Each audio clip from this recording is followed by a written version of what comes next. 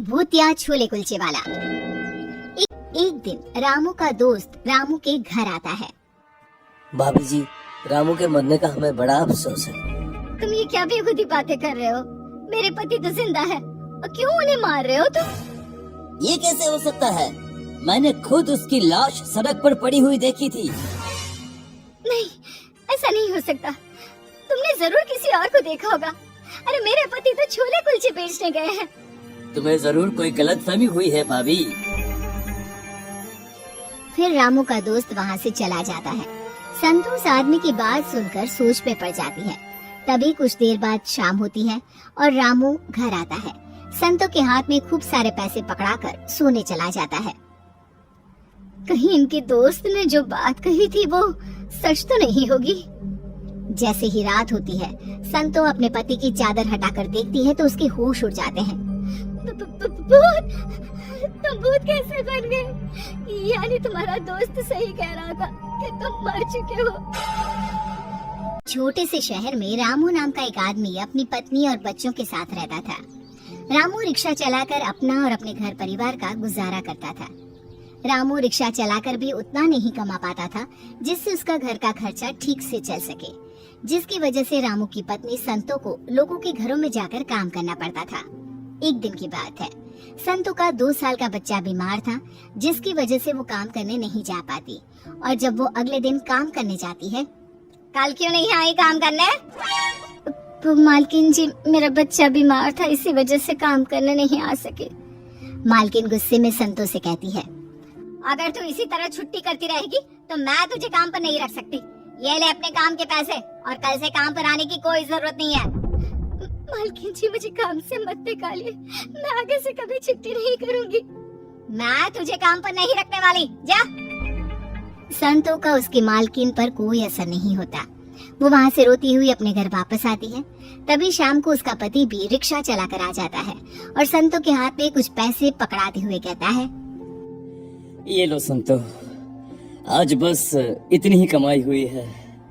संतो रोते हुए अपने पति रामू को बताती है, आज मालकिन ने भी मुझे काम से निकाल दिया, अब घर का गुजारा कैसे होगा जी?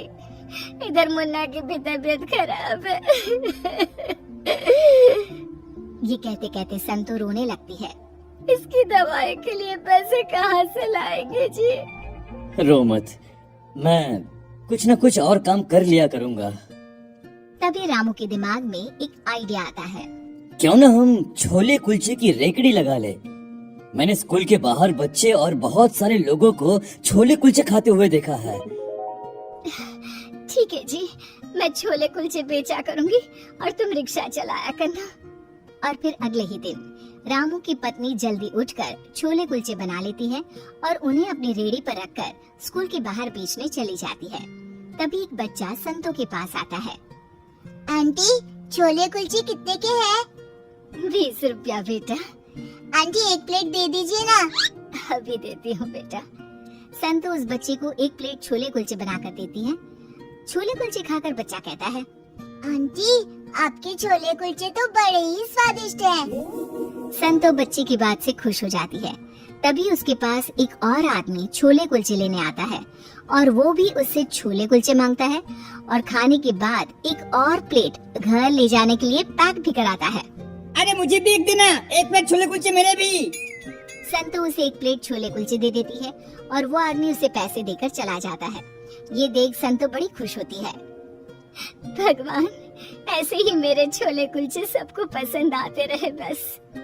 संतो के छोले कुलचे के रेट कम होने की वजह से हर कोई उससे छोले कुलचे लेने लगा था और उसके छोले कुलचों का स्वाद भी बहुत बढ़िया था, जिसकी वजह से हर कोई उसके छोले कुलचे खाने चला आता। इसी तरह धीरे धीरे संतो और रामू के घर की हालत में सुधार होने लगा था। एक दिन की बात थी, रात का समय था। रामू रिक्शा चलाकर अपने घर वापस आ रहा था। तभी सामने से एक ट्रक रामू को टक्कर मारता हुआ मौत हो जाती है और वो एक भूत बन जाता है। अब मेरे बीवी बच्चों का क्या होगा? उधर उसकी पत्नी और उसके बच्चे उसका इंतजार करते करते भूखे ही सो जाते हैं। अगले दिन भूत देखता है कि संतो की तबीयत बहुत खराब है, जिसकी वजह से वो छोले कुलचे बेचने नहीं जा पाती। ये देखकर वो बड़ा दुखी हो जाता है। हे भगवान, ये क्या कर दिया तूने? अब मेरे बच्चों का क्या होगा? जैसे तैसे करके घर की थोड़ी सी हालत ठीक हुई थी, अब मेरी पत्नी भी बीमार है। अब मेरे बच्चों का क्या होगा? और अगली सुबह भूत वापस रामू बन जाता है और जैसे ही घर आता है तो संतो उसे देखकर रोने लगती है। तुम कहाँ चले गए थे जी? वो कल रात मैं वहीं सड़क पर रिक्शा में सो गया था, इसलिए मैं घर पर नहीं आ पाया। संतो की तबीयत ज्यादा खराब होने की वजह से वो छोले कुलचे बेचने नहीं जा पाती।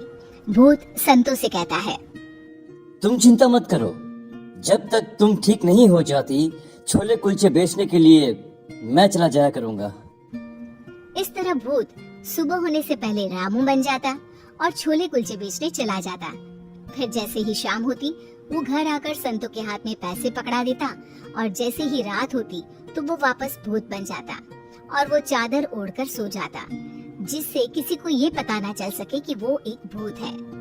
एक दिन भूत छोले कुलचे बनाकर उन्हें स्कूल के बाहर बेचने चला जाता है। देखते ही देखते रामू के सारे छोले कुलचे बिक जाते हैं। ये देखकर वो बड़ा खुश होता है। भूत इसी तरह हर रोज रामू बनकर छोले कुलचे बनाकर उन्हें बेचने लगा था और जैसे ही शाम होती वो घर आकर संतों को पैसे पकड़ा देता और चादर ओढ़कर चुपचाप सो जाता। ऐसे तो जल्द ही मेरे घर की गरीबी दूर हो जाएगी और मेरे बच्चों को किसी भी चीज की कमी भी नहीं होगी। इस तरह अब संतों के घर में पैसों की कोई कमी नहीं थी। उसके घर की हालत धीरे धीरे सुधरने लगी थी। अब भूत ने एक बड़ी दुकान भी कर ली, जिसकी वजह से उसकी बिक्री और ज्यादा होने लगी। अब तो संतो भी बड़ी खुश थी कि उसे लोगों के घरों में काम नहीं करना पड़ता था। उसके बच्चे भी अच्छा खा पी रहे थे और एक अच्छा घर भी था उसके पास। एक दिन रामू का दोस्त रामू के घर आता है। भाभी जी, रामू के मरने का हमें बड़ा अफसोस है। तुम ये क्या बेखुदी बातें कर रहे हो? मेरे पति तो जिंदा है और क्यों उन्हें मार रहे हो तुम? ये कैसे हो सकता है? मैंने खुद उसकी लाश सड़क पर पड़ी हुई देखी थी। नहीं, ऐसा नहीं हो सकता। तुमने जरूर किसी और को देखा होगा। अरे मेरे पति तो छोले कुलचे बेचने गए हैं। तुम्हें जरूर कोई गलतफहमी हुई है भाभी। फिर रामू का दोस्त वहाँ से चला जाता है। संतों इस आदमी की बात सुनकर सोच पे पड़ जाती है। तभी कुछ देर बाद शाम होती है और रामू घर आता है। संतों के हाथ में खूब सारे पैसे पकड़ाकर सोने चला जाता है। कहीं इनके दोस्त ने जो बात कही थी वो सच तो नहीं होगी। जैसे ही रात होती है, संतो अपने पति की चादर हटाकर देखती है तो उसके होश उड़ जाते हैं। भूत, तुम भूत कैसे बन गए? यानी तुम्हारा दोस्त सही कह रहा था कि तुम मर चुके हो। हाँ, ट्रक के कुचलने की वजह से मेरी मौत हो गई थी, पर जब मैंने तुम्हें बीमार हालत में देखा तो मुझसे देखा नहीं गया और फिर मैं छोले कुलचे बेचने लगा, जिससे कि तुम लोगों को कभी किसी भी चीज की कोई भी कमी ना आ सके। अब तुम्हें कभी भी कोई भी चीज की कमी नहीं होगी। अब छोले कुलचे की दुकान बहुत ही अच्छी तरह से चलने लगी है। अब जब तुम लोगों को पता चल गया है तो मुझे जाना होगा, और वैसे भी अब तुम्हें किसी भी चीज की तकलीफ नहीं होगी। तुमने हमारे लिए कितना कुछ किया। भूत बनने के बाद भी हमारा अच्छे से ध्यान रखा। संतो, अब मुझे जाना होगा। अपने परिवार को सुखी देख रामू की आत्मा को मुक्ति मिल जाती है और वो वहाँ से हमेशा के लिए चला जाता है।